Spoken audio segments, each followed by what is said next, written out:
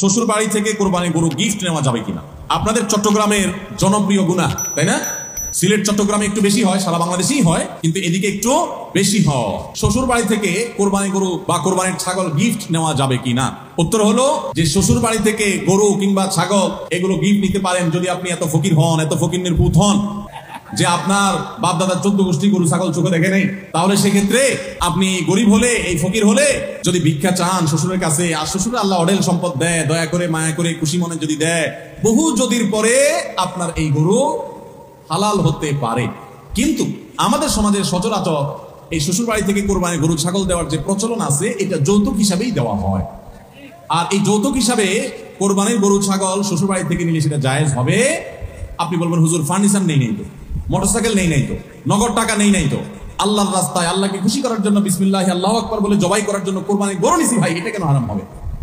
আমার প্রশ্ন হলো যে আপনি কোরবানির নিয়তে, কোরবানির উদ্দেশ্যে যদি গরু চুরি করেন, সেটা কি হালাল হবে না হারাম হবে? নিয়ত কিন্তু ভালো, কোরবানি করবেন খালেস নিয়তে, এই জন্য করছেন কি গরু চুরি, হালাল হবে না হারাম হবে? কোরবানির নিয়তে গরু চুরি করা যেরকম হারাম, কোরবানির নিয়তে শ্বশুরবাড়ি থেকে যৌতুক নেওয়াটাও কি হারাম? হ্যাঁ, যেটা বললাম যে শ্বশুর অঢেল আছে, তিনি খুশি হয়ে জামাইকে দিচ্ছেন, গরিব বলে না অনেক সময় ভালোবাসা দিয়ে, তো সেটা বহু যদির পর জায়েজ হতে পারে, কিন্তু কোন অবস্থাতে এটা উচিত না। থাকলেও শ্বশুরকে দেওয়া উচিত না। কেন দেওয়া উচিত না? কারণ এটা রীতিমতো একটা প্রতিষ্ঠিত যৌতুকে পরিণত হয়েছে। আপনি যখন দিবেন, সমাজে একজন গরিব বাবা তিনি দিতে পারবেন না, তখন তিনি সুদের টাকা নিয়ে হলেও মেয়ের মুখ রক্ষা করার জন্য দিবেন। যে সমস্ত ফ্যামিলিতে ছেলের বউকে কোরবানির গরু, কোরবানির ছাগলের জন্য চাপ দেন, আপনার জীবনে গোশত এত কম খাইছেন, এত গরিব মানুষ আপনি।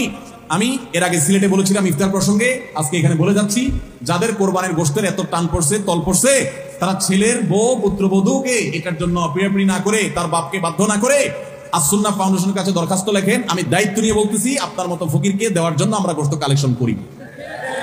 প্রতি বছর আমরা শত শত গরু ছাগল সারা দেশে জবাই করি। আপনাদের এই চট্টগ্রামে, সাতকানিয়াতেও আমাদের গরু ছাগল জবাই হয়। আপনি যদি এলাকার মানুষ হন আর এত গরিব মানুষ হন, তো আল্লাহর হস্তে আমাদের সাথে যোগাযোগ করে বলেন যে হুজুর, আপনারা আল্লাহর হস্তে আস-সুন্নাহ ফাউন্ডেশন থেকে গোশত না দিলে আমি কিন্তু শ্বশুরবাড়ি থেকে আদায় করব। তাহলে আপনাকে আমরা ঠিকই গোশত দেবো ইনশাআল্লাহ। তাহলে আল্লাহর হস্তে ভিক্ষা করবেন, সেটা অনেক বেশি আপনার তুলনামূলকভাবে উত্তম হবে শ্বশুরবাড়ি থেকে যৌতুক নিয়ে গরু ছাগল কোরবানি দেওয়ার চাইতে। আল্লাহ তাআলা আমাদেরকে বুঝার তৌফিক দান করুন। এই যৌতুকের বিরুদ্ধে আমাদের সংগ্রাম করতে হবে। অনেক ফ্যামিলিতে আছে যে বলে যে আসলে আমরা তো চাই নাই, আমার শ্বশুরবাড়ি থেকে বা আমার ব্যয় হিসাব খুশি হয়ে দিচ্ছেন, জোর করে দিচ্ছে, আমি নিতে চাই না। ভাই, এখন এমন একটা সময় আমরা আসছি, এখন ঘুষ আর যৌতুক এই দুই জিনিস সবাই খুশি হয়ে দেয়। বুঝেন নাই কথা? ঘুষ আর যৌতুক এই দুইটা মানুষ কি হয়ে দেয়? খুশি মনে দেয়। কারণ বেজার মনে যদি দেয় তাহলে তো খবর আছে। বুঝেন নাই? আমি কয়দিন আগে মক্কায় আমাকে এক ভাই, এই চট্টগ্রামেরই সম্ভবত এক ভাই আমাকে বললেন যে আমাদের ওই যে একটা বক্তব্য ছিল সিলেটের, যে কারোর যদি এত ইফতারের টান থাকে তো শ্বশুরবাড়িতে, অর্থাৎ মেয়ের বাবার বাড়িতে ইফতার না চেয়ে আস-সুন্নাহ ফাউন্ডেশনের কাছে ইফতার চান। এই কথা কেউ কোনোভাবে লিখছে, সেটা ইমো বা এরকম কোনো জায়গাতে স্টোরি হয়ে গেছে, নিজের অজান্তে হয়তো টিপাটিপি করে স্টোরি হয়ে গেছে। তো যার স্টোরিতে ওটা ঝুলতেছে ওই লোকটা আবার কোনো মেয়ের বাবা। তো সে বেচারা মেয়ের শ্বশুরবাড়িতে খুব ধুমধাম করে ইফতার আইটেমগুলো কিনে কিনে পাঠাইছে মেয়ের সুখের জন্য। তো তার ব্যয় সাবরা ইফতারের আইটেমগুলো যখন গ্রহণ করতেছে, একই সময় তারা আবার দেখছে এই লোকের ইমোতে আমাদের ওই কথা লেখা যে ইফতারের তল পড়লে ফাউন্ডেশনের কাছে ভিক্ষা চান। তখন তারা ইফতারের সবগুলো আইটেম নাকি ফেরত পাঠাইছে। সত্য ঘটনা, সবগুলো ফেরত পাঠাইছে, বলে যে আপনারা একদিক দিয়ে ইফতার দিবেন, আবার আরেকদিন আমাদেরকে অপমান দিবেন ওই লোকের কথা দিয়া। এটা তো হয় না। তো আলহামদুলিল্লাহ, ঠেলায় পড়ে হোক, ইচ্ছায় হোক, অনিচ্ছায় হোক, যৌতুক সেটা ইফতারের নামে হোক, আর কোরবানির নামে হোক, আর খাট ফালানোর নামে হোক, এটা আলহামদুলিল্লাহ বন্ধ হচ্ছে। এটি আমাদের জন্য সান্ত্বনার বিষয়, আনন্দের বিষয়। ভাইরা আমার, যারা মনে করেন যে খুশি হয়ে ব্যয় হিসাব দিছে, খুশি হয়ে ব্যয় হিসাব দিছে, কেন আপনার ব্যয় হিসাব আমার দিতে পারেন, আপনার কেন দেয়? আর মানুষ খুঁজে পায় না রাস্তাঘাটে, আপনাকে কেন দিচ্ছে? বুঝতে হবে ডাল মে কোচ কালা হ্যায়। আপনাকে সাথে দিচ্ছে না, ওই মেয়েটার সুখের জন্য দিচ্ছে। জানে আপনি ऐसा ছোট লোক না দিলে উপর দিয়ে কিছু না বলেন, মেয়েটার কষ্ট হবে, তাকে নানাভাবে কষ্ট দিবেন।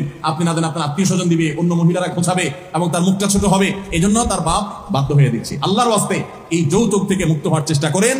একজন বাবা তার মেয়েকে, একজন মা তার মেয়েকে জন্ম থেকে বড় করে একজন প্রাপ্তবয়স্ক মানুষ বানিয়ে শিক্ষিত করে তারপর আপনার কাছে দিয়ে দিয়েছে, বিয়ে দিয়ে দিয়েছেন, আপনার সংসারে চলে আসছে সারা জীবনের জন্য।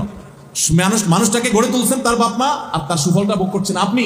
আপনার উচিত বরং শ্বশুর বাড়িতে গিয়ে শ্বশুর শাশুড়িকে খেদমত করা, টাকা পয়সা দেওয়া, হাদিয়া তোফা দেওয়া, কারণ তারা আস্ত একটা মেয়ে তুলে নিয়ে আসছেন। কত বড় ছোট লোক হলে তারা আস্ত একটা মেয়ে তুলে দিছে, আবার সাথে আপনি যৌতুক আশা করেন। এই সমস্ত কুপ্রথার বিরুদ্ধে আমরা সংগ্রাম করবো তো ইনশাআল্লাহ। কারা কারা শ্বশুর বাড়ি থেকে গরু ছাগল নেবেন হাত তোলেন। আপনারা নিবেন যারা হাত তুলছেন, কারা কারা নিবেন না তারা হাত তোলেন। আল্লাহ আমাদের সবাইকে অভিশাপ থেকে বেঁচে থাকার তৌফিক দান করুন, আমিন।